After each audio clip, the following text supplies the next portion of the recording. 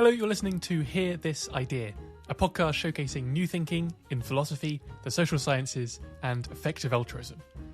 In this episode, we talked to Marcus Daniell, who is a pro doubles tennis player. And he's really good at it too. He's represented his country of New Zealand in the Olympics and the Davis Cup. He's won 5 ATP titles, and he's reached the quarterfinals of Wimbledon and the Australian Open. Marcus has also been involved in the effective altruism movement since about 2015, and he's pledged to donate at least 10% of his annual winnings to effective charities for the rest of his life. In November 2020, he founded High Impact Athletes, which is a non-profit organisation connecting athletes and their supporters with the most effective, evidence-based non-profits in the world. Part of the motivation there is that top athletes are often big earners, but ideas about effective giving haven't yet really taken hold in the world of pro sport at all. So it looks like there's an opportunity here for diverting a lot of money to some especially good causes. But Marcus is also hoping to take advantage of the massive public platforms that so many pro athletes have through like the press and social media to share ideas about effective giving with a much larger and much more general audience than typically gets to hear them. Altogether, it's an awesome idea, and it's the reason we wanted to get Marcus on the show. So, in the first half of the episode, we chat about Marcus's reasons for starting High Impact Athletes and his plans for taking it forwards. Yeah, so High Impact Athletes' situation is really interesting because even when athletes want to get involved with philanthropy, they're often being approached by more than one charitable organisation, and many of those orgs are far better known than the ones that HIA recommends. So yeah, Marcus is trying to crack a fairly crucial and under-discussed problem here, which is what is the best way to pitch EA ideas to a wider, as in less academic, audience? And as EA grows, I feel like that's only going to become a more important question to answer. So we spend a bunch of time chatting about that. And then in the second half, we just talk about sport in general, which I really enjoyed.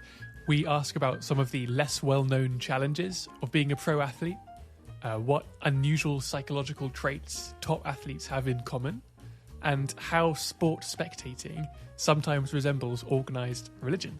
And Marcus came up with a ingenious reason for thinking that the Olympics could reduce existential risk. So stay tuned for that. I should note there are chapter markers to jump to specific questions as always, if you're able to use them. And without further ado, we started by asking Marcus about what he was up to at the time of recording as he prepared for the Australian Open. Brief intro, I'm Marcus Daniell. I'm a professional tennis player from New Zealand, playing solely doubles now on the ATP World Tour. And I'm also the founder and CEO of High Impact Athletes. And in terms of the way tennis players have been preparing themselves here in Australia, it's been a real mix because there are a few of us who are in the hard lockdown, which is 2 weeks literally locked into a hotel room. So those of us who are doing that are going a little insane and doing whatever we possibly can to try and stay fit. Hitting tennis balls against the wall, against a mattress leaning up against the wall. Push-ups, sit-ups, all of the stuff that you do when you're in an enclosed space, and then we're watching our opponents walk out and have 5 hours of training in each day to go and hit some tennis balls, do some gym, and that sort of stuff. So, yeah, it's a bit of a mix, but we're in Australia, we're in Melbourne, who went through absolute hell to get to a COVID-free place, and they're not taking any chances with it. So it's understandable as well. Yeah, understandable maybe, but it sounds pretty brutal for you. Let's talk about High Impact Athletes then. And maybe the story of how this thing came about really begins with you getting into effective altruism in general. So can you say something about how that came about, and was there anything in this set of ideas that really spoke to you and motivated you? Yeah, absolutely. So my first encounter with effective altruism came in 2015, I believe. And 2015 was the first year in my tennis career where I actually made money at the end of the year, where I ended the year in the black. And so I had a little bit of money that I had put away in a bank account, and with that little bit of financial security and the feeling that I can make a living out of this sport now, came this overwhelming need to give back in some way.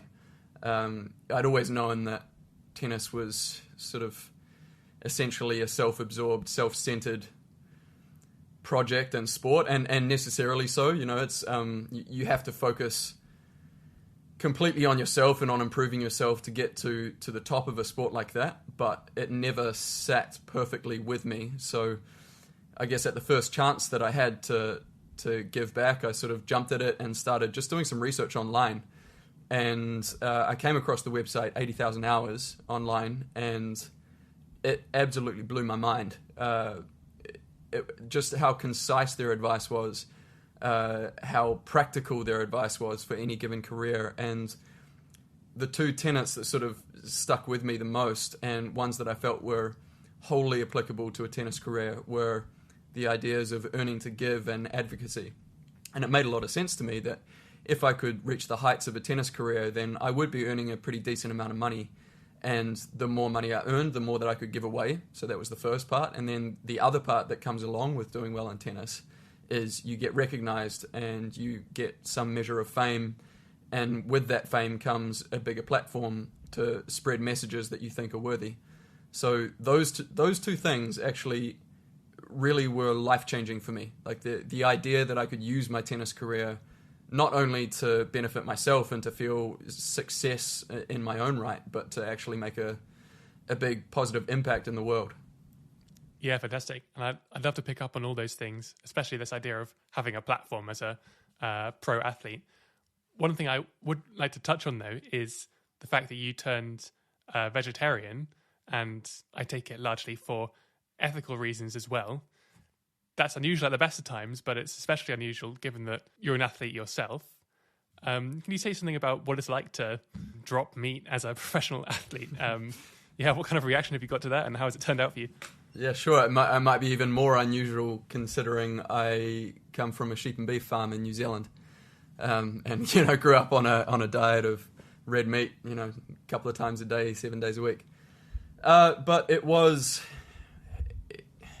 I think, through my 20s, I was on a slow burn towards some pretty big ethical realizations.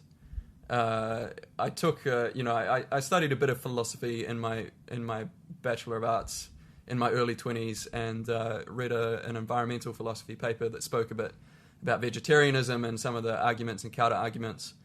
And some of the arguments made sense to me then, and I countered it all with, yes, but I'm an athlete and I need protein, therefore I need meat, and that was sort of that. And I didn't really think about it too much more until I think around 3 or 4 years ago, probably around 4 years ago. I was in Tokyo for a tennis tournament, and I went out with a group of guys to a sushi restaurant that one of the players had been eating at for the last 10 years, and he knew the chefs, and it was a really lovely little place. And so he was ordering all of the rounds for us, and it was absolutely delicious.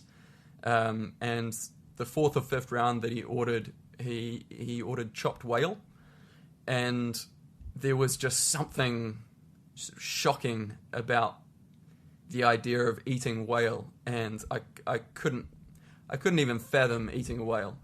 So I threw my hands up and said, guys, this is not for me. I couldn't live with myself if I ate that, and copped a bit of flack for it at the time. And then walking back to the hotel that night and sitting in front of my computer that night, I was struck by the dissonance, the moral dissonance there, that I couldn't bring myself to even think about eating a whale, but in that same meal I had eaten tuna, salmon, even a beef tartare sushi, and hadn't thought twice about it. And for the first time in my life, that just struck me as ridiculous. And so that just set off a big sort of chain reaction in my mind, where I thought, why do I consider eating a whale so morally abhorrent, but I'm fine to eat a cow or the pig that I ate for breakfast that morning, or I go home and always my favorite meal had been a rack of lamb. Like what is the difference there? And the more I thought about it, the more I realized there wasn't a valid moral or ethical difference, and all that I was relying on were some pretty paper thin arguments of sort of tradition and yes, but I'm an athlete. And the more I looked into it and the more I researched, the more I read about and the environmental aspect of eating meat, the more I realized all of my excuses were drying up very quickly. And actually, I'd say it was the environmental aspect of it that tipped me over the edge.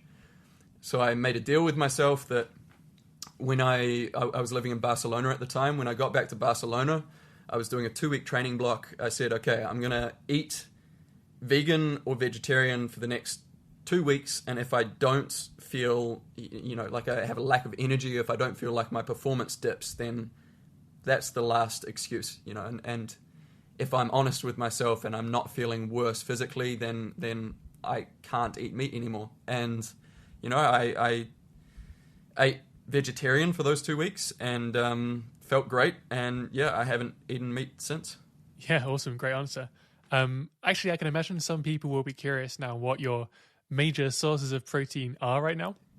I would say it's a form of soy. So it would either be tofu or tempeh. I think my favorite vegetarian source of protein is seitan. I mean, so when I'm at home, I cook and eat vegan, but it's just sort of an unfortunate necessity on tour to be vegetarian because it's so hard in some places to find protein sources that are vegan. So you've already touched upon this a little bit, but let's delve into what high impact athletes really is. And maybe a good place to start us off here is to ask about what kind of opportunity you saw in setting up this new organization. You can kind of look around the effective altruism space, and there's already a lot of organizations that are focused on getting people to make these high impact donations. And so I'm kind of curious to hear about what unique opportunity you saw for high impact athletes and ultimately what you're trying to achieve with it.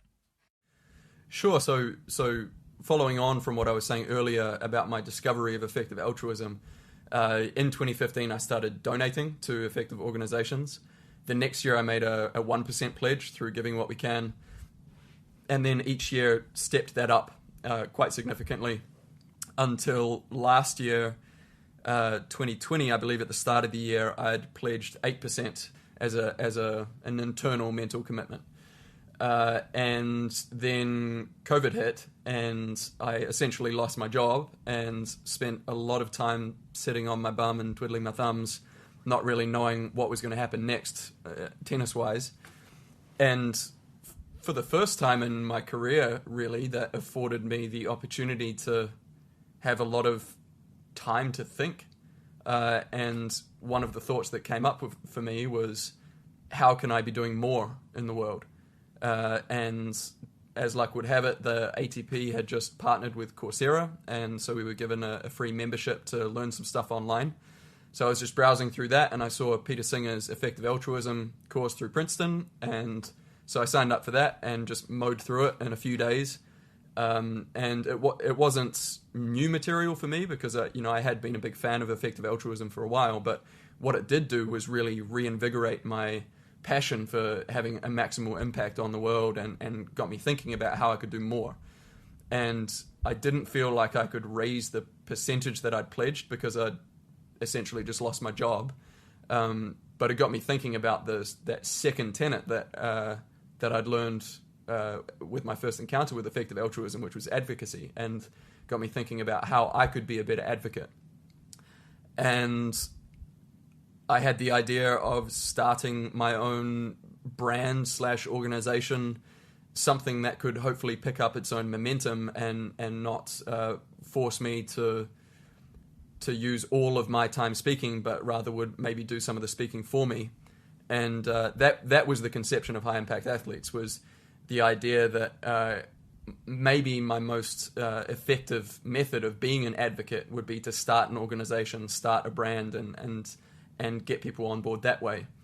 And then I started speaking to everyone I could reach about this idea, and about whether it was a good or a bad idea, whether I had the skills or the the bandwidth even to get it going. And yeah, I mean, luckily, I didn't have too much else on my plate at the time, because if I'd been playing tennis the same way I usually am during the year, there's no chance this would have had the space or the time to get started.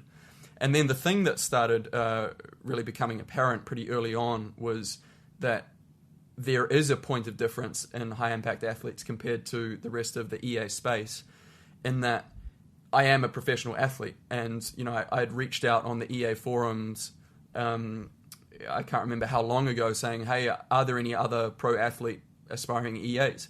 And as far as I could tell, and as far as everyone else could tell, not really. So I thought, okay, this is actually this is a unique opportunity for me to try and bring EA into the athletic space. And as I did more research, I came across Raising for Effective Giving, who I thought have done a fantastic job in the poker space. They really have moved a lot of money there. So I thought, well, that is my model right there. I'm going to try to be the Raising for Effective Giving in the sports space. And yeah, it is, I might be selling EA a little short by saying this, but I do think one of the weaknesses at the moment of EA is just how unheard of it is. It is just such a fantastic idea. It's almost a no-brainer. Like, whenever I explain the idea to people, everyone is immediately on board, because how could you not be on board with trying to do the most good possible? And so I feel like that idea should be as mainstream as we can possibly make it. And I do think that sport is an incredible vehicle for that, because for better or worse, athletes have huge followings and teams have huge followings. And, I was looking up the numbers of fans for different sports around the world, and it's just, it's in the billions and billions. So I thought this was a real opportunity to try and bring effective altruism into a more mainstream space, and hopefully sweep up millions more people into giving effectively and doing the most good possible. Yeah, that's so interesting. And there's tons I kind of want to pick up on here, but one thing that really resonated with me is this bizarre realization about how little public awareness there is around effective altruism, and that in large part, right, kind of appears to be by design a little bit. At least in the early days, EA was really focused on getting people at elite universities or kind of organization. But now you kind of realize there's really limits as well, right? How many people can get involved, and EA has been, in some ways rightfully criticized as well for not really focusing on inclusiveness as much. And yeah, like as you said, it can be super important to have these public facing organizations that are better at kind of achieving outreach and achieving public support and fostering this kind of more inclusive approach. And high impact athletes really seems like a great way to do this. Yeah, exactly. And I have read some pieces in the past that spoke about a concern to get the messaging of effective altruism right before really spreading out. And I do understand that concern, but I think if you keep the message simple and you keep the message about let's give effectively if we can, let's do the most good if we can, I think that's quite hard to misinterpret. And if it's kept that simple and it spreads as wide as possible, then I really do think the amount of marginal impact made with the spreading of that message would just be immense. Yeah, I think it's worth picking up on that, right? So I wonder if the best pitch for selling EA ideas to some audience from, like a top uni, just like a bunch of smart, kind of nerdy students who decide to spontaneously go to talks about effective altruism, that pitch is probably going to be different from the best pitch for a kind of slightly wider demographic, or for pro athletes in particular, which is a very kind of unusual bunch of people. So I want to know, what have you found really kind of works unusually well when you're selling these ideas to other athletes, and how should that kind of pitch be tweaked for this group of people? That's something I feel like I'm still figuring out. I do think you make a really good point that the audience is very different. I feel like EA is mainly comprised of super intelligent people who have been pre-selected in some way. Either they've read a book about effective giving or some aspect of that, or they've been at a university where they've seen a chapter of effective altruism or something affiliated with it. And for the most part, athletes, I shouldn't say that athletes aren't super intelligent as a rule, but I definitely can say that as a general rule, they've spent less time studying than most, simply because of the singularity of focus required to become a professional athlete in most cases.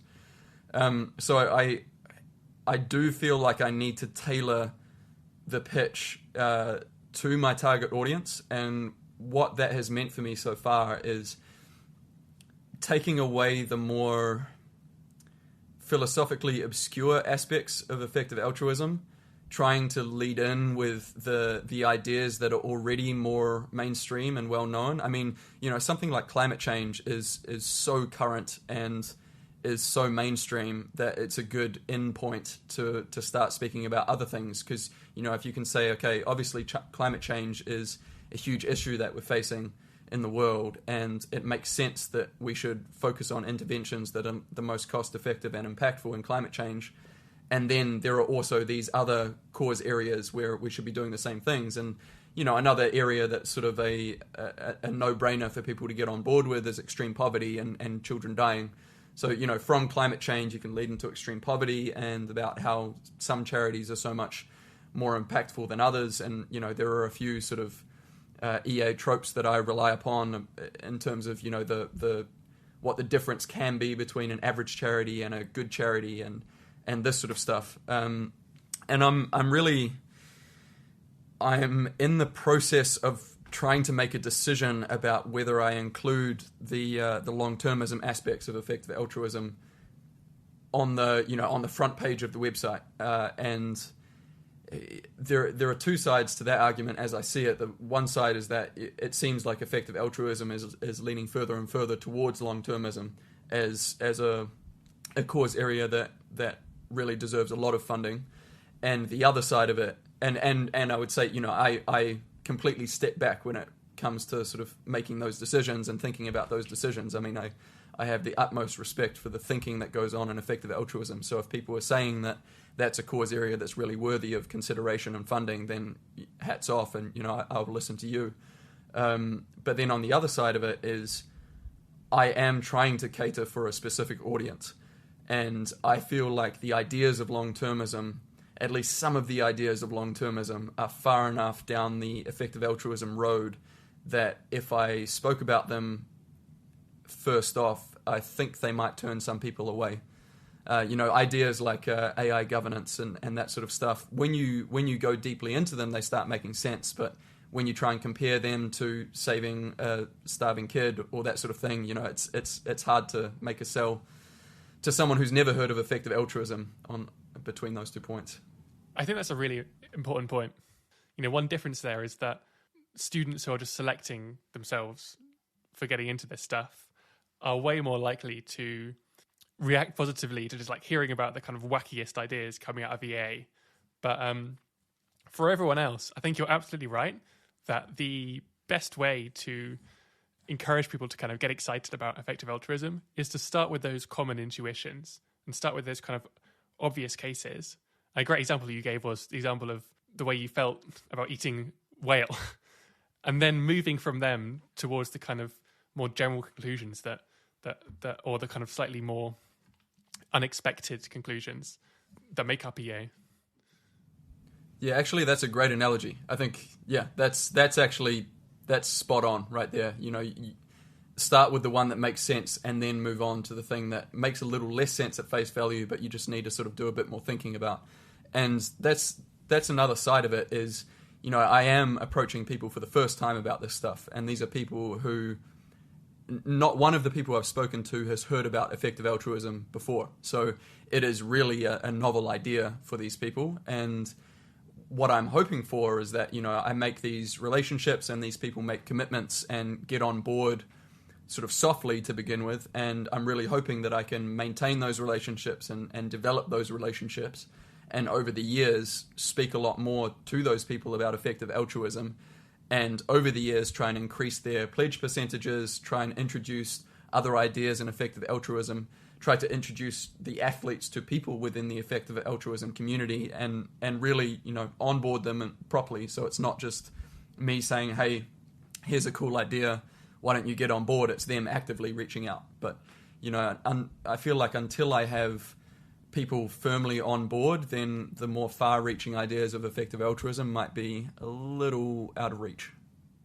Yeah, that sounds right. And following up on this, one thing I'm also really interested to know is something about how well suited pro athletes in particular are to these ideas. And I'm conflicted right now, because you might think, well, on one hand, if you want to be really good at this stuff, you have to be really driven by results, by kind of measuring your performance. And this has a lot to do with ideas about effectiveness in charity.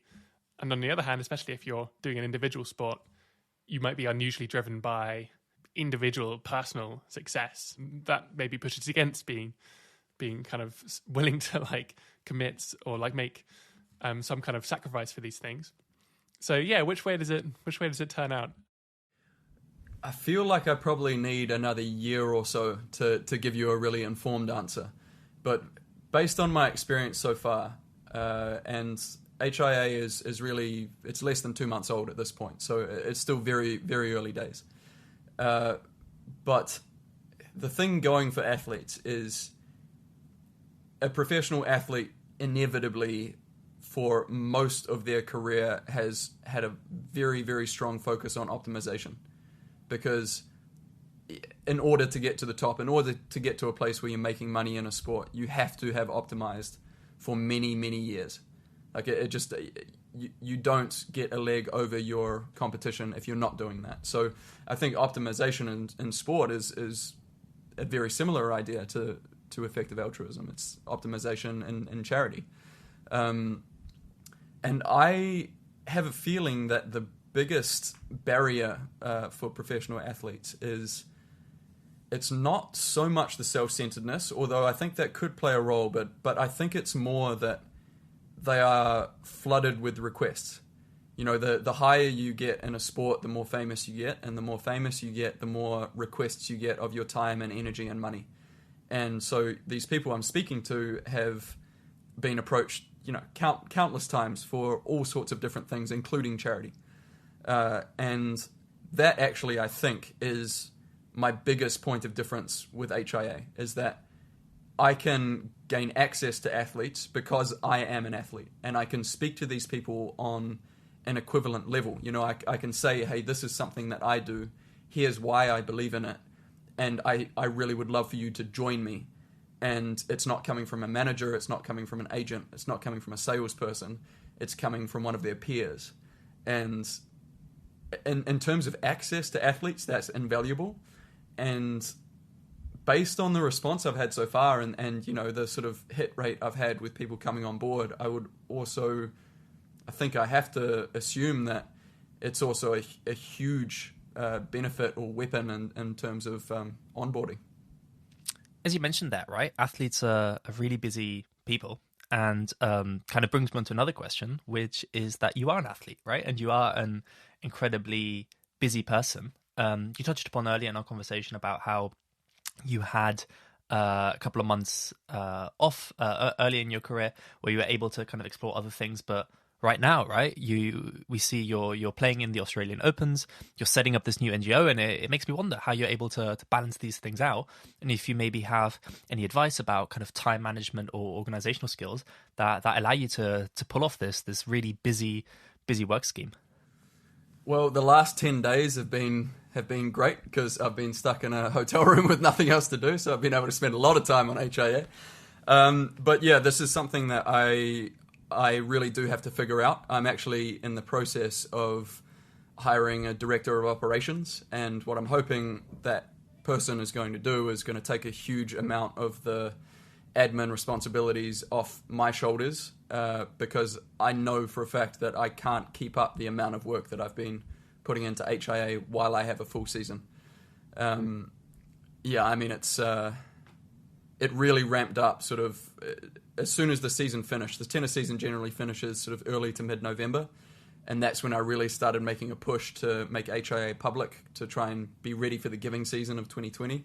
And I completely underestimated the amount of work and time and effort would go into it at that stage. So it was a bit of a rude awakening. And at the same time, like a fascinating and amazing learning curve, such a steep learning curve. And, learning things for the first time, I mean, even down to things as basic as, how to make a decent spreadsheet or, like how to set up an email campaign system or, that sort of stuff that I just never would have thought I'd be learning how to do a year ago. But yeah, so to answer your question, it's a lot of time and I'm going to need some help.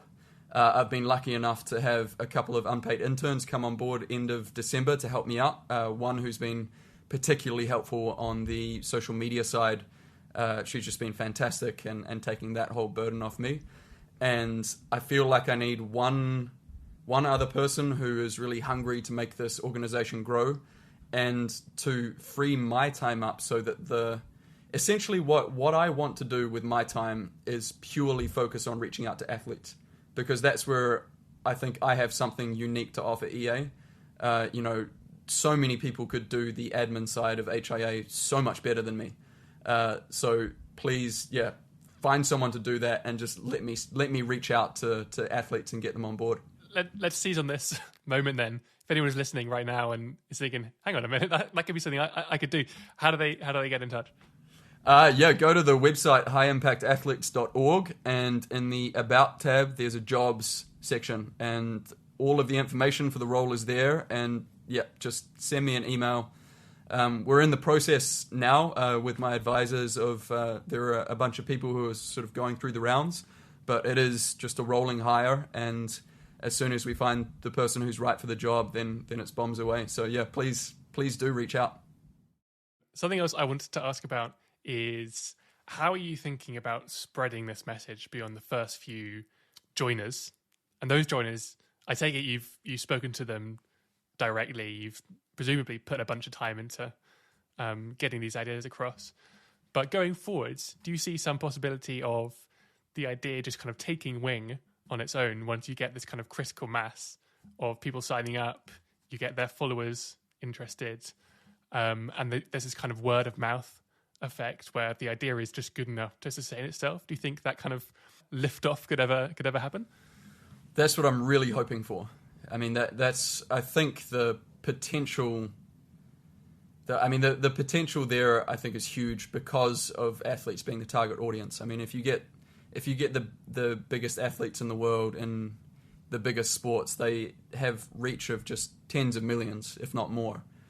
This is an outreach or a growth strategy that I'm not sure if it's the best way to go, and I'm constantly reaching out to people to speak about this. But in an ideal world, I get enough top tennis players on board that I can then reach out to another sport.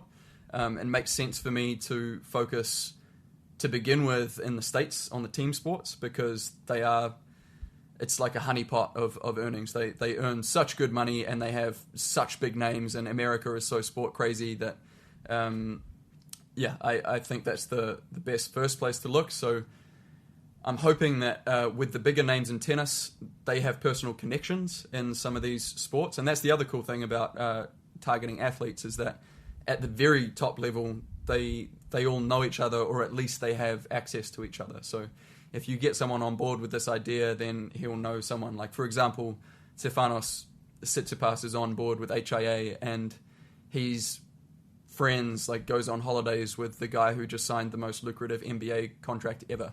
And so, if I can get close enough with Steph and if he's on board enough with the ideas of HIA, then I assume that's something he'd be happy speaking about with Giannis. And, that's a guy who's going to be a global megastar for the next 10 years or whatever. So I'm hoping that, it's like I listened to a podcast with Naval Ravikant the other day, and he spoke about a thing called network effect. And I'm hoping that it's like every added user or every added athlete will then contribute to making it easier to get more athletes. failing that, I don't know. I think I'll have to go back to the drawing board. Yeah, it's really interesting, right? Kind of seeing athletes and sport being able to push, right, these social causes.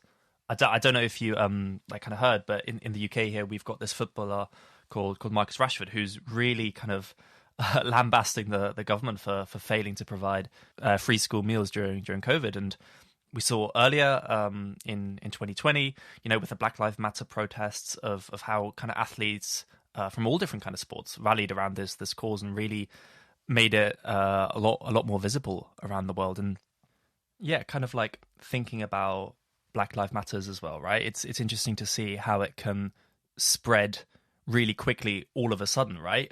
You had ages ago, like Colin Kaepernick kind of standing alone, and then it just kind of takes off, right? And it spreads once it reaches some kind of critical mass or kind of inflection point. Yes, absolutely. And then the next question is, okay, how do we get one of those top athletes to be spreading the effective altruism message? Because, someone like Marcus Rashford, or in tennis, the best example is Naomi Osaka. She's now by far the top female athlete, top paid female athlete in the world. And it's basically a result of her taking a firm stand on Black Lives Matter and walking out at the US Open with masks with the names of different people who had racial injustice committed upon them. And so how do we harness the social influence and the power of sport and of athletes and use that for effective altruism? Because I do think effective altruism causes are as worthy as they could possibly be. So if we can get some of these people to understand that, then I think we're away and laughing. That's a great point as well. And you don't want it to come off too cynical or anything, but it is just true that as well as just like, doing all this good by like signing up to pledge some amount of your winnings to effective causes, it's also just great from a self-interested perspective, because, if you have this platform, more the press will pick up on it. And these kind of EA ideas, at least the kind of core ideas, are so just uncontroversially nice that everyone's going to be really happy with that. So there's kind of there's just no one who loses in that picture. I totally agree. I think the tricky thing there is that with these top athletes, HIA or other EA orgs are sort of competing for an athlete's patronage with the big household charity names who have the multi-million-dollar marketing budgets and the teams of people who can give them lots of platitudes and make them feel special. So what I'm aiming for is a more pure sort of, hey, this is what I'm doing. Like this, I took the 10% pledge earlier this year. Like I can show you that I've made this public. I'm accountable. This is why we're doing it. It's not for publicity. If it does get publicity, that's a great thing. But we're doing this for the right reasons, and yeah, let's get on board together with this. So I'm hoping that the purity of that message and the staggering numbers that you can see through effective altruism organizations, I'm hoping that that's the thing that will sway people rather than, being flown somewhere to have a photo shoot or that sort of thing. Yeah, I'm curious on the other side as well, right? What kind of feedback or reactions you got from within the EA community? I don't know if there were any particular bits of advice or kind of guidance you got there that you'd want to talk about. I have to say that the EA community is the most generous, helpful, friendly, amazing community I've ever come across. It's been astounding to me how generous people are with their time. I'm reaching out to people who have no real reason to want to speak to me, and we'll end up having an hour conversation of me just asking stupid questions and them being ultra patient and giving me great answers. So I can't thank the people in the EA community enough for the help that I've been given, not just in person and reaching out and having Zoom calls and that sort of thing, but on the EA forums. I put up a couple of posts early on about high impact athletes, and there was such interesting discussion about what I should include on the site, what I shouldn't include on the site, how certain copy came across in terms of messaging. There's been a lot of conversation about including or not including long-termism. The push from the EA community has been to include, and earlier today I was designing a web page and writing some copy in preparation for if I did decide to include it. So yeah, I think the long-termism side has been the strongest message to come out of it, but I've just been so pleasantly surprised at how helpful people have been, and really it's been quite gratifying and validating for me to see the enthusiasm and excitement that some of the sort of leading figures in EA have had for the idea. So yeah, I'm pumped with the response from the EA community. I think it'd be great just to do a massive pivot now and just talk about sports more generally, since we have like a pro athlete on the podcast, which is not normal.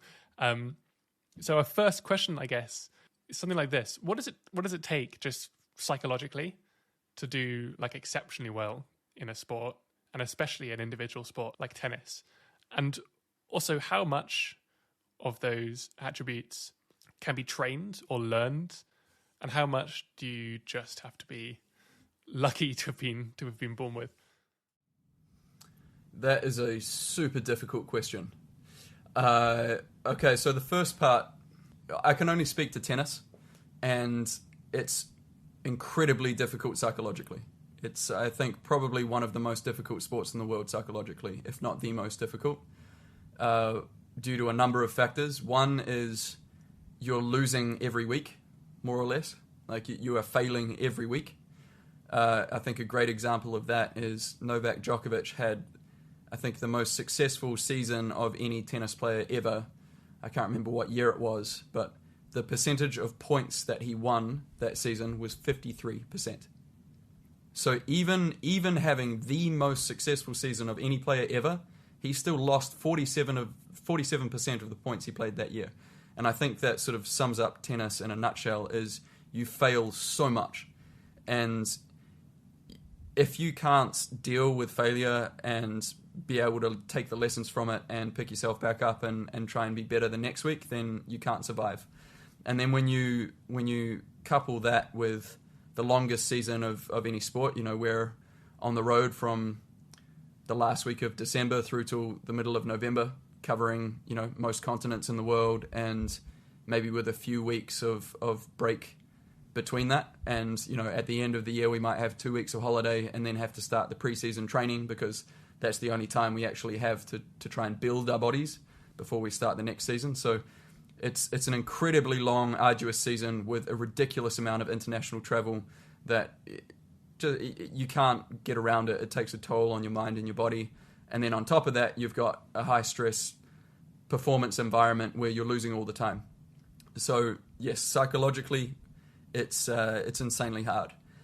And I think the benefit of that is, I really do think that tennis is, it's a harder testing ground than most, and I think people who can survive tennis and do well in it probably are pretty well equipped to come out the back end and succeed in many other areas. And I do think it really is helping me deal with, the people who don't come on board with HIA, the people I reach out to who are not interested. And then to your other point, whether it's sort of nature or nurture as to whether you're predisposed towards, being able to deal with that sort of stuff. I think this probably sounds like a real cop-out, but I think it's probably about half and half. I think some people are competitive by nature. And I think if you're competitive, then you're more predisposed towards being okay with getting beaten. Oh no, that's the wrong way of putting it. Not being okay with getting beaten, but but it motivates you rather than taking being beaten with like, oh, that's not going to happen again, or that sort of thing. But then the other side of it is, I really do think a winning mindset can be trained. I think Rafael Nadal is a perfect example of that. He's had such strict guidance around him since he was sort of 10 years old with his uncle. And, not allowed to say the wrong things without being corrected, not being allowed to moan, not being allowed to be negative, like all of these things. And now you see that guy, and he is a ferocious competitor on court. I mean, he's the most intimidating competitor probably ever in any sport. His mindset is beyond belief. So yeah, I do think there's an aspect of training, and another story I read was about a Hungarian psychologist whose name I will forget, but it's the guy who said, I can train my kids, given the right environment, to be world-class at anything. And he, from childhood or from infancy, trained his 3 daughters in chess. Is that the same guy? Oh, no, this is Polgar. Yes, probably. Yeah, so I think one of them was like got to number 20 or 30 or something in the world, and the other one was an international grandmaster, and the other one was like a national champion or something. So, so that sort of shows the power of nurture. In professional sport, I mean, there is very much a genetic range that you have to sort of be given for each sport. I remember reading recently that your chances of making it in the NBA double with every extra inch taller you are. So there are those sorts of things, but yeah, I do think nurture plays a large part as well. This might be like a really silly question, but I'm curious about if there's like any unique psychological aspects that make for like a really good athlete, but not like another high performer, like a CEO or an entrepreneur. Like if there's any kind of unique qualities there that apply to sport, but not really outside of it. That's a great question, and I don't know, but I think the thing that I see in all of the really top tennis players is a singularity of focus that I think borders on or even sort of vaults over into obsession. And I don't know if that's helpful to someone like a CEO or someone like a startup founder or someone like an academic. I mean, I could see how that would be helpful, but I could also see how that sort of obsession and self-absorption would be a parachute, and if you were trying to be a CEO, wouldn't allow you the team skills or that sort of thing to get ahead. Picking up on that, I was planning on asking this, which is all these qualities that make exceptional sports people the way they are those qualities virtues like outside of the football pitch or the tennis court? In other words, like would a just top athlete basically be likely to succeed at basically anything they put their mind to? Or is it like a really good thing that these sports exist just to give these people a playground and like make sure these psychopaths are like contained to a harmless thing? I feel like I'm walking on eggshells here. You can pass. I think to an extent it's a good thing that professional sport exists, and this I think goes beyond just for the individual. I do think it's a great thing that professional sports exists for society's sake. I mean, I think it's a fantastic release of pent up aggression or pent up frustration. It's like a very rules driven, restricted way that we can just release and get an endorphin rush and get some dopamine and like cheer and see a battle and pick sides and all of these things that I think are probably just part of our animal nature that society necessarily represses for the main part. And it's a really it would be a really interesting thing to if you had Novak Djokovic and in one life he did his tennis, and then you could sort of simulate another life where sport didn't exist. I have a feeling his head would explode, but yeah, I can't say for sure. Yeah, that's so interesting. So another thing I'm curious to know is whether for most people who try to turn pro at a certain sport, it ends up being worth it, right? So like one thought is that when it comes to the pro sports people we normally learn about, those people are being selected for based on their success. In other words, we're like much less likely to learn about the 10, 50, 100 failures is maybe a strong word, but like the folks who didn't quite get to the very top echelon for every one person who is like a just kind of superstar. And especially because it's like often necessary, more or less, in some sports at least, to start training very young and very hard. You just have to make big sacrifices, like you mentioned earlier. Often, some other potential career just like falls by the wayside in a way that's kind of very hard to pick back up. So yeah, I want to hear about how tough pro sport can be at these like top levels, and whether you've just kind of seen that happen firsthand, any of the kind of like tougher aspect to this game. Oh, absolutely. I mean, I think again, tennis is really the only sport I can speak about with any authority. But in tennis, 99.9% of the people that I saw around me growing up and coming through into my sort of 20s, they're not playing tennis anymore. It's a tiny percentage of people who even get to the stage where they get a pro ranking. And, it's only when you get to the very peak of that professional pyramid in tennis that you're actually making a living. I said earlier that in 2015, it was the first year that I actually saved any money at the end of the year. And I think, I went pro full-time, I think, in 2008. So there were 7 years there where I lost money by playing tennis. And I was, one of the top juniors in my country. I was considered a big talent. I moved up pretty quickly, pretty early, and then it's just incredibly hard. And there are tens of thousands of people who have put in as much work as you or more work than you, and they're all wanting the same thing as well. I mean, to put it in perspective, even to put it in perspective to another sport, say American football, I don't know how many teams there are in the NFL. Let's say there are 20 teams in the NFL.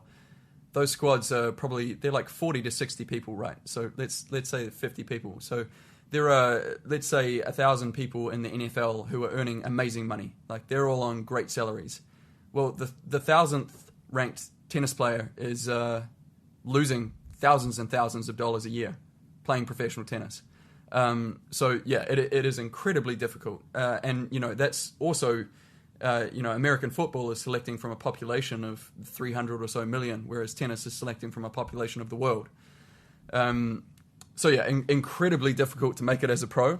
I know many people who have gone, over a decade trying to make it as a pro and have never made it. And I think the real definition of making it as a pro is, can I earn a living from this sport? And until you're there, I don't think you've made it, so to speak. So it's an incredibly difficult path. It's in my experience, it's hardly anyone that I saw around me, even through the lower levels of professional events, is still playing tennis today. One thing I want to ask, following on from what you said there, right, is how you kind of thought about this career decision yourself then, right? And how you kind of viewed the risks around like professional sports, right? Was there ever any doubt that this wasn't going to be something you were going to try or like kind of stick at for as long as possible? And were there any like alternatives you considered to tennis for like a longer period of time? For me, there was never really any doubt that I'd try for a career in professional sport. For me, there was a little more ambivalence around which sport that would be.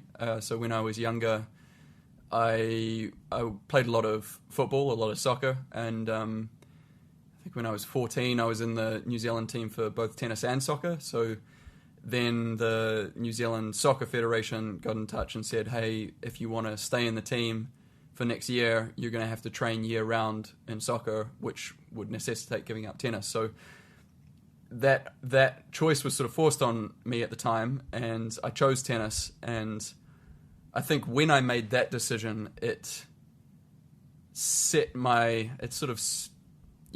got on the train tracks at that point. It was like, okay, well, if I've given up something that I love and I've given it up in order to focus on this one thing, then I'm going to try and follow this track as far as it'll take me. And so I think from a fairly young age, I had quite a lot of conviction about wanting to try a professional sporting career. And my family are very strict on academics. I finished school, obviously. Actually, I did my last year of school by correspondence. I moved to Slovakia, which is a completely different story. But I after I finished school, I started a university degree extramurally through a New Zealand university called Massey University, and so I was always not hedging my bets, so to speak, but I've never been able to bear the thought of only having tennis in my life. So I've always had something else, whether it's been study or, trying to start up a company or learn guitar or, something else. I've always had something that I'm trying to do. And I think that's actually taken a bit of the pressure off, having to do well in a tennis career, because I've kept other options open. But yeah, for me, it was an early decision to try and go pro. I want to ask about the Olympics, and in particular about why they are so important and valuable. So the most important fact to kind of flag here is just how much they cost. So between the summer and winter games, you get costs running upwards of tens of billions of dollars. This is every 4 years or so, right?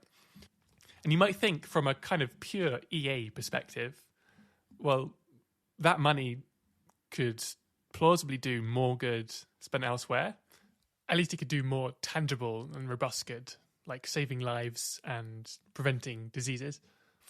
On the other hand, the value of running these kind of huge international sporting events and just beaming them into everyone's living rooms, it's harder to pin down. I think you've already kind of alluded to some of it. Some of it has to do with maybe like a sense of shared purpose or like national pride, a sense of aspiration. So there's a few questions here. One is just like, from the athlete's perspective, you've competed in the Olympics, and I really want to know like what it's like and why it's like so special. And there's this other question about, given that you have this kind of EA aspect to your thinking, do you feel any tension there about these kind of like this really expensive, huge events? And this applies to presumably other kind of big sports events as well, and your kind of EA values, where you're kind of thinking about what is most cost effective. Yeah, I'd never actually thought about it from an EA point before, but it is a really interesting thing that you raise. And as you were speaking there, I just thought, if you were really looking at it from a strict EA point of view, then yes, you've got the argument that those tens of billions of dollars could plausibly be more effectively spent elsewhere. But if you consider nuclear threat to be a viable risk, then perhaps something every 4 years that is what I consider to be really the only truly global event that brings countries together, that has a good feeling around it on all sides. Perhaps the goodwill that's generated from something like that is worth the cost. That's not something I've thought about before at all, but it would be interesting to explore that. In terms of what it means from a personal level, I mean, that was absolutely one of the highlights of my life, was walking into the arena in Rio with the New Zealand team. And it is really the only event that showcases a vast number of sports to the world. I mean, who watches javelin in any other year except the Olympics, But come Olympics year, javelin's amazing and it's exciting, and those people were heroes. So I think the Olympics gives the majority of sports that people compete in something to work towards that truly feels worthwhile. So I don't think that value can be underrated or underestimated. In saying that, now that you've brought it up, I do understand the tension there around something costing so much, and yeah, I'm definitely going to have to give that a little more thought. But maybe this is just a defense mechanism. But my gut feeling here is that it gives a lot more to the world as a whole than it takes. Yeah, but see, now even saying that, I'm thinking about how many problems could be solved with those tens of billions of dollars. Yeah, I mean, like, I guess it gets at some points like the limits of VA as well, right? Or like at least in terms of like being able to quantify good. And yeah, it's a lot easier to run RCTs with malaria nets than it is like with the Olympics. Yeah, I don't know. I think it's also a bit like getting it like action stepwise, right? If you kind of think about it, getting people to donate 10% of their income is already such a hard kind of ethical case to do. Yeah, like I kind of imagining what it might mean from like a branding kind of point of view, right? If EA suddenly pushes getting rid of this very popular sports event, and if there's even any hope in it being able to do that. One potential middle ground is that we just get all of the Olympic athletes to become high impact athletes and donate a percentage of their income and get all their followings on board, and then the Olympics is just going to be a huge positive. Yeah, that's a great answer.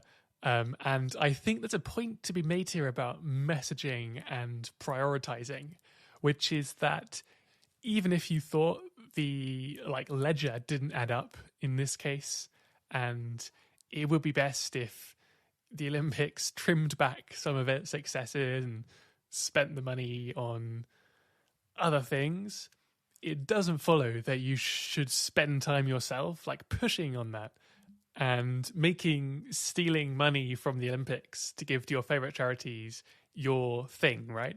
Because that would come off as psychopathic. And even if it were right, which I'm doubtful about, it would really hurt the movement as a whole. And it would entrench this image of EA types as a bunch of kind of puritanical killjoys. And crucially, there are so many other better things to push against. So, another thing that costs tens of billions of dollars and contributes to nuclear risk is the world's stockpile of nuclear weapons. So, yeah, it's, I guess, important to flag the often very large gap between thinking that something is not a good thing on balance and then deciding to go around advocating for getting rid of it, if that makes sense. Right. Another thought that I just had, and I really haven't done much reading on this at all, but I know there's an organization called the Happier Lives Institute, and I know that there is a philosophical position that people feeling an abundance of joy is worth something, or potentially worth as much as the opposite amount of suffering or that sort of thing. And it would be an interesting question to look into, how much joy does the Olympics bring to the world? Because I really do think it's, maybe it's just my household, but the Olympics was always such a huge deal and everyone was excited. And, it wouldn't even matter if you were following athletes from your own country. If there was a beautiful story, it's just heartwarming. I mean, one that comes to mind is, and actually this involves a Kiwi girl, but it was like the 5K race or something, and there was a big trip in the middle of the pack, and a girl fell down and was obviously hurt, and it was on the last lap, and the Kiwi girl stopped and turned around and helped her up, and they walked together to the finish line. I mean, that literally had me in tears at the time. And because I think that is just such a display of compassion. I mean, I know what goes into getting to the Olympics, and for those people, it's a once in a 4-year event. It's like that is the absolute pinnacle, and they might only get to do it once in their lives. And she stopped her race to turn around and help someone she didn't even really know. And yeah, so human stories like that, and the compassion and the empathy and the joy that they engender, I mean, that probably has moral weight as well. Yeah, I think that's such a great point. And yeah, I guess on the whole, it's just a great thing that, at least in wealthier societies, we've reached this level of comfort where we don't have to engage with making big sacrifices or confronting the real like peaks and troughs of emotion if we don't want to. But it's a really good thing that sport is there to be a kind of theatre for watching people put themselves on the line and make those sacrifices. And it's the same thing when you play a sport as well as watch it, where there's something you only realise when you get into one, where you realise you're able to exercise this part of yourself, which isn't allowed out in normal life. And it is something like a feeling of really pulling together with your team and looking out for one another and moving towards something bigger than yourself? Something like that, anyway. Absolutely, pulling together and also striving. Like, I feel like, a reasonable chunk of the population don't have a lot of striving in their lives, like really pushing themselves on a day-to-day basis. And so for people who haven't experienced that, seeing people do it is astounding. And for people who have experienced that in their lives, seeing people doing it at that level is astounding. So I think it has an aspect of appeal to everyone. Yeah, this is a nice tie into something else I kind of wanted to touch upon, which is that, like, at the moment we've kind of talked about sport in this very kind of professional athlete kind of sense, but what you just talked about there, right, this kind of idea of like sportsmanship and kind of everyday life kind of benefits of sport. I don't know if there's like anything particular you want to speak to about that, but kind of like reflection on how sport can enrich your life, or if there's like any general advice you have to people about who want to pick up like a sport or kind of on the fence of making that decision. Right. I mean, so this is my brother's point of view, and it's one that I think is just beautiful and true and timeless. Is we all need to play. Regardless of our age, we all need to play at something. And for me, sport or anything that's an active game, like an active way of playing, is just perfect because, you have fun, you get breathing harder, ideally you're sort of interacting with people and, collaborating or competing or, I just think play in general is a really positive, enriching thing. And I think the longer we do that in our lives, the healthier and happier we're going to be. I mean, if this was an advice column, I would say absolutely pick up a sport. Pick up something that allows you to experience the joy of playfulness and playing with other people. Because we don't need to be 5-year-olds to enjoy sort of throwing a rock at another rock or whatever it is that you do. It's just fun. Yeah, I love that answer. That's really great. One final question on this kind of topic of sport, and you're more than welcome to pass it.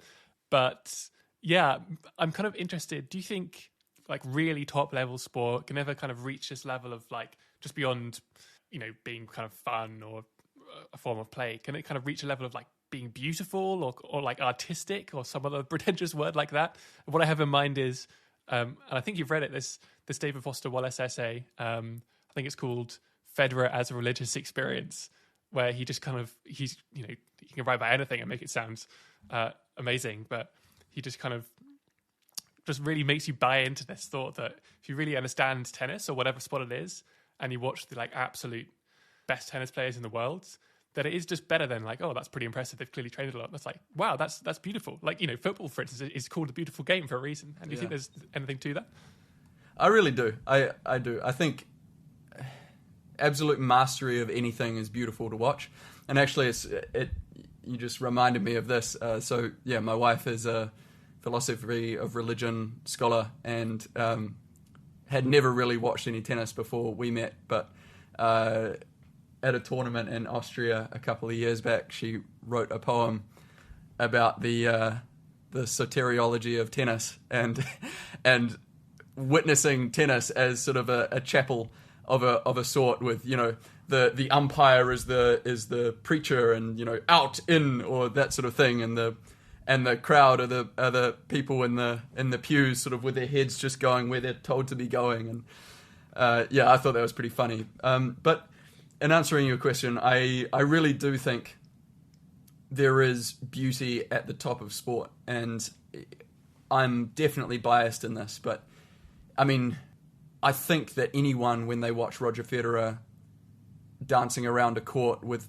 absolute control over every part of his body, and even more, the thing that I think takes it from being sport into some other stratosphere is not only is it absolute control over his body, it's absolute control in these split-second reactions. It's not a rehearsed thing. it's poetry and flow reacting to these external circumstances that are constantly changing and reacting at a speed that literally is beyond the mind. But somehow it's done.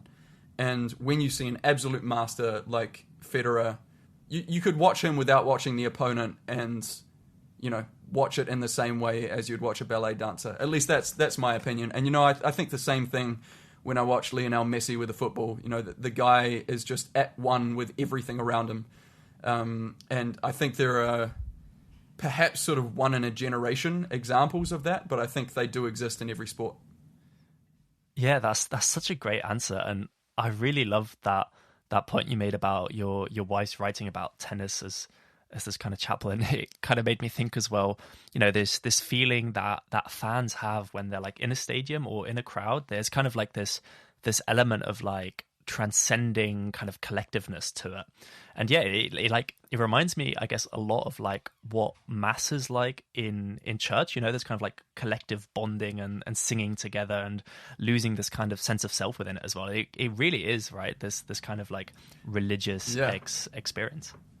Exactly. And I was struck by this because the other day I was just watching a few tennis highlights, and most of the people in a stadium when they're watching a tennis match are not diehard ex-player fans. They're in the stadium because they want to watch high-quality tennis, but they're not necessarily there because they're diehard Nick Kyrgios fans or whatever. But if you see an incredible rally and you see the final shot being hit, everyone is reacting spontaneously and outwardly and gregariously. Everyone's on their feet, like gasping and screaming, and that it's sort of out of your control. It's like the crowd just picks everyone up, and there's this energy and electricity that happens that it's sort of it's hard to explain and hard to describe. But I really do think that's one of the beauties of sport and live music and those sorts of things, is that everyone gets on this wavelength, and it can absolutely lift you even if you don't really want to be lifted. Yeah, and again, like this kind of collective experience where you are just sharing these feelings with like hundreds of other people, in the absence of these kind of like big religious events, it's not really like socially acceptable anywhere in life except from, as you said, live music on one hand and live sport on the other. And it's like so important then that these things just stay there, because they're like not only kind of interesting in their own respects, but they're just performing this like social function, which things like religion kind of also do, and maybe do to a lesser extent. Yeah, totally. Yeah, well, okay, on roughly these lines then, let's make another turn and talk a bit about philosophy. Right now you're taking a philosophy master's. Can you tell us a bit about why you've chosen to do that? I mean, presumably you're not planning on becoming a academic philosophy don anytime soon, so something about your motivation for that would be interesting. And yeah, something about what you're looking to get out of it. Yeah, so my wife has made it very clear that she's going to be the only Dr. Daniell in the family, so a doctorate of any sort is not on the cards for me. In terms of what I want to get out of it, I think there were a few reasons that I started. One was pure interest. I mean, I do really enjoy reading philosophy. I read philosophy books in my spare time, and I think the type of thinking that you do when you're studying philosophy, I just think that's valuable for life. I really do think it's been additive to my own life. Another reason why I wanted to do a master's in philosophy was I wanted to clarify my own thinking around concepts like effective altruism and around something like high-impact athletes, so that I could speak eloquently and articulately about the ethical and the philosophical reasons why I do what I do and why I want people to join me. And then another aspect of it was also, as a vegetarian, I've spent a lot of time banging my head against the wall, speaking to people who are interested in vegetarianism, but don't change their behaviors even if they agree with the arguments. So I think part of it was also, how can I be more articulate about, vegetarianism or any other ethical position that I think is worthwhile and valid, and I would enjoy seeing people pick up on. I do enjoy it, and I am hoping that in some way it will contribute to the success of HIA. Mm-hmm. Yeah, great answer. And you mentioned two things there. One is just doing philosophy because it can be useful as a kind of guide for living, some of it anyway. And another reason was because of the ideas themselves. It's useful to have a better grip on them if you want to explain them to other people. And also they're just intrinsically interesting, a lot of them. And I think it'd be great to just to dig into both of those things. So first question then is, and this can be way beyond EA if you want, but are there any kind of topics or philosophers or ideas that you hadn't come across before, which you've been learning about now, which really stood out as kind of something super interesting that you'd wished you'd encountered earlier? Yeah, I mean, I think, a life-changing read for me was Animal Liberation by Peter Singer. And I do wish that I'd come across that a little earlier, because I think he is just such a compelling writer and logician. Yeah, so I wish I'd come across that book a little earlier, because I think I would have been convinced about vegetarianism earlier, and I think that just would have been a good thing.